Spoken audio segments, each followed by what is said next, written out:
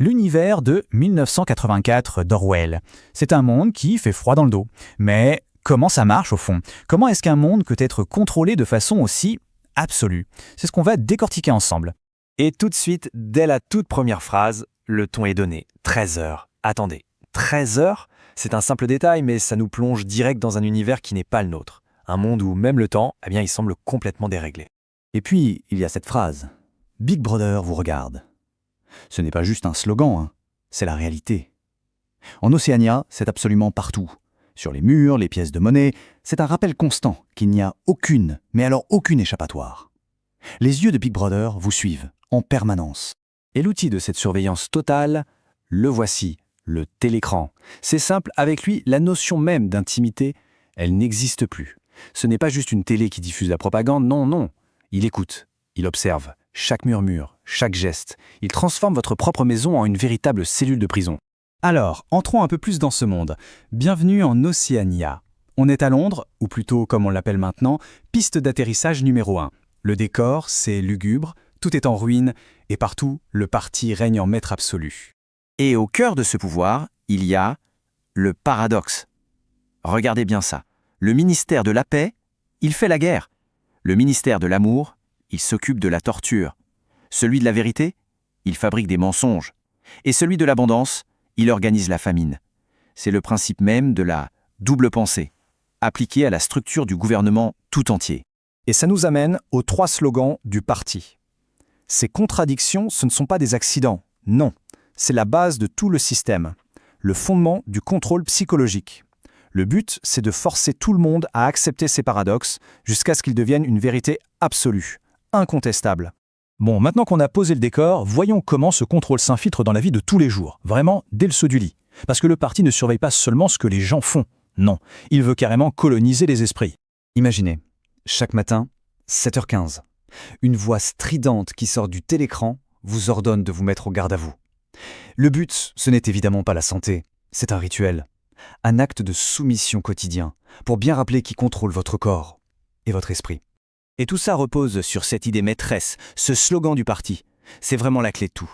Si vous contrôlez le présent, alors vous pouvez réécrire le passé. Et si le passé n'est plus fixe, si on peut le changer comme on veut, ça veut dire que le parti a toujours eu raison, que son pouvoir est éternel et justifié. Et pour survivre là-dedans, il faut maîtriser une sorte de gymnastique mentale complètement folle, la double pensée. C'est être capable de savoir que le parti change le passé, tout en croyant, dur comme fer, qu'il est immuable. C'est se mentir à soi-même, délibérément, et y croire sincèrement. En gros, c'est utiliser la logique pour détruire la logique. C'est vertigineux. Ok, alors, cette idée de contrôler le passé, comment ça se passe en pratique? Pour le comprendre, suivons notre protagoniste, Winston, pendant sa journée de travail. Direction, le ministère de la vérité. Et pour ça, il y a un outil d'une simplicité absolument terrifiante, le trou de mémoire. Chaque document qui contredit la nouvelle vérité du parti, hop, on le jette dedans. Il est aspiré et part directement au feu. Le passé n'est pas seulement réécrit, il est volatilisé, physiquement anéanti. Le travail de Winston, ce n'est pas du bricolage, c'est une vraie procédure, bien huilée, bien méthodique. Il reçoit un ordre, il dicte une nouvelle version de l'histoire, il l'envoie aux archives et il détruit l'original. Et ce processus, il est répété des milliers de fois, chaque jour. La falsification devient une industrie, quelque chose de banal. Le résultat de tout ça, c'est que le passé n'a plus aucune réalité objective. L'histoire, c'est comme un vieux parchemin, un palimpseste. Le parti gratte l'ancienne version, il réécrit par-dessus, et il recommence autant de fois que nécessaire. Et le pire, c'est qu'il ne reste absolument aucune trace de l'original. Aucune preuve. Mais la journée n'est pas faite que de travail. Elle est aussi rythmée par un événement central. Tous les jours, à 11 heures précises, tout le monde s'arrête. C'est l'heure d'un rituel collectif conçu pour canaliser les émotions les plus fortes et surtout pour les contrôler. C'est ce qu'on appelle les 2 minutes de la haine. Pendant 2 minutes, le visage de l'ennemi public numéro 1, Emmanuel Goldstein, est projeté sur tous les écrans. Et y participer, ce n'est pas une option. Au bout de 30 secondes à peine, c'est impossible de résister. On se met à hurler, à insulter l'écran. C'est une sorte de frénésie collective, un mélange de peur et de rage. La psychologie derrière ce rituel est d'une efficacité redoutable. Ce n'est pas juste pour se défouler. C'est une soupape de sécurité. Toute la frustration du quotidien, la faim, la peur, tout est canalisé et redirigé vers cet ennemi fabriqué. Et à la fin, cette haine se transforme en quoi? En adoration pour Big Brother, celui qui est censé nous protéger. C'est diabolique. Le rituel atteint son paroxysme quand le visage hurlant de Goldstein est remplacé par celui de Big Brother, calme et rassurant. D'un coup, c'est un sentiment de soulagement, de sécurité, et c'est là que les slogans du parti réapparaissent, pour bien enfoncer le clou, juste après avoir mis à nu les émotions les plus primaires. On arrive maintenant au cœur du réacteur, si on peut dire, au centre du système. Le parti contrôle les corps, il contrôle les émotions, mais il reste une dernière chose à conquérir, le dernier bastion, la pensée elle-même.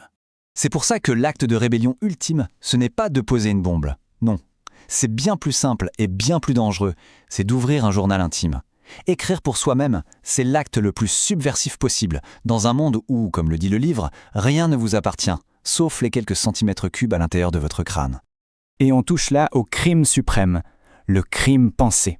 Ce qui est puni, ce n'est même pas l'acte, c'est l'intention.